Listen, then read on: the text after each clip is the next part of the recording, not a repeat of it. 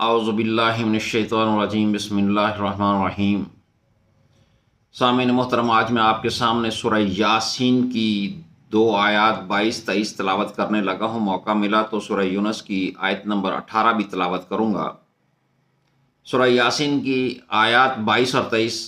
वमा लियल अब्दुल्लज़ी फ़तरनी व इलैहि तुरजऊन अत्तख़िज़ु मिन दूनिही आलिहतन इन युरिदनिर रहमानु बिदुर्ला तुग़नी अन्नी शफ़ाअतुहुम शैअन वला युनक़िज़ून। सदक़ल्लाहुल अज़ीम। तर्जुमा, मुझे क्या है कि मैं उस हस्ती की इबादत न करूं जिसने मुझे पैदा किया है और जिसकी तरफ तुम सब पलटाए जाओगे। क्या मैं उसके सिवा दूसरे माबूद बना लूं? हालांकि अगर खुदाए रहमान मुझे कोई नुकसान पहुंचाना चाहे तो ना उनकी कोई सिफारिश मेरे काम आ सकती है और ना वो मुझे छुड़ा सकते हैं। सूरह यूनुस की आयत नंबर 18 भी सुन लीजिए।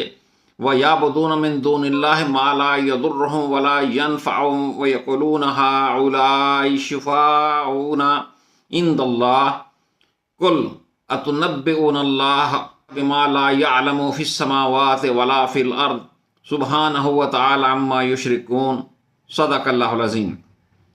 सूरह यूनुस की आयत नंबर 18 का तर्जुमा है कि ये अल्लाह के सिवा उनकी इबादत कर रहे हैं जो उनको ना नुकसान पहुंचा सकते हैं ना नफ़ा, और ये कहते हैं कि ये अल्लाह के पास हमारे सिफारशी हैं। कहो तुम अल्लाह को वो बात बता रहे हो जो वो ना आसमानों में जानता है ना ज़मीन में। पाक है वो और बुलंद है उससे और बुलंद है उनसे जिनको वो शरीक बना रहे हैं। सामीन मोहतरम, आप जानते हैं कि हमारे आजकल का मौजू जो है वो चल रहा है कि अल्लाह के सिवा कौन किन किन को हम अपने माबूद बनाते हैं।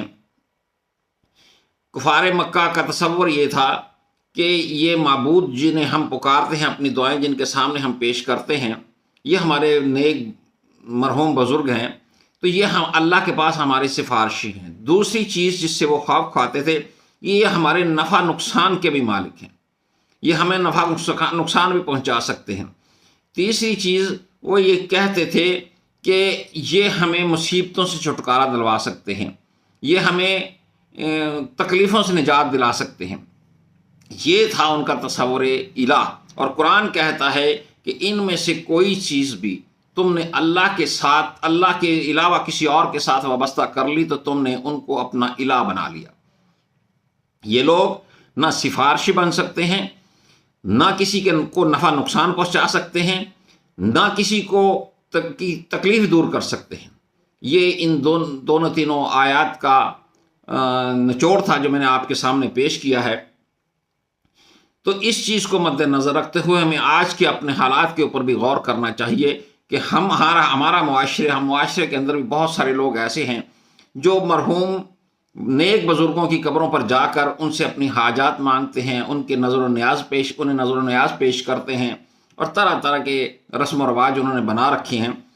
और बहाना उनका भी यही है कि ये लोग अल्लाह के पास हमारे सिफारशी हैं, अल्लाह हमारे गुनाहों को पकड़ना चाहेगा तो ये बुज़ुर्ग हमें छुड़वा लेंगे, ये हमें कोई नुकसान पहुँच रहा है तो हम इनके सामने नज़र न्याज पेश करके अपने नुकसान से बच सकते हैं, हमारी कोई तकलीफ़ है वो ये बुज़ुर्ग दूर कर सकते हैं। ये हमारा भी तसव्वुर है। कुरान चूँकि क़यामत तक के लिए किताब है, इसलिए ये तसव्वुर जब भी किसी मुआशरे में किसी भी शख्स के साथ मंसूब किया जाएगा तो हमारा इलाह बन जाएगा। वो हम माने या न माने, हम ज़ुबान से कहें या न कहें, वो हमारे माबूद बन जाते हैं।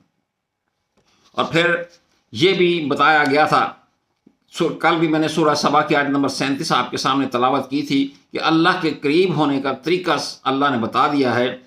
सूरह सबा की आयत नंबर 37 है, वमा अमवालुकुम वला औलादुकुम बिल्लती तुक़र्रिबुकुम इंदिना ज़ुल्फ़ा इल्ला मन आमना व आमिला सालिहा। ये तुम्हारे माल और तुम्हारी औलादें ऐसी नहीं हैं जो तुम्हें हमारे करीब कर दें, बल्कि तुम्हारा ईमान और उसके ऊपर अमले साले तुम्हें हमारे करीब कर देंगे।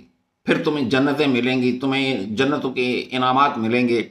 इसलिए अल्लाह ताला हमें इन गुमराहियों से बचाए कि हम लोगों को, इंसानों को, बेबस इंसानों को जो ज़िंदा होते कुछ नहीं कर सकते, اور مردہ حالت کے اندر ہم ان سے عجیب قسم کی امیدیں وابستہ کر لیتے ہیں، اس گمراہی سے بچائے اور اپنی آخرت کو سنوارنے کے لیے ہمیں توفیق عطا فرمائے۔ وما علینا الا البلاغ۔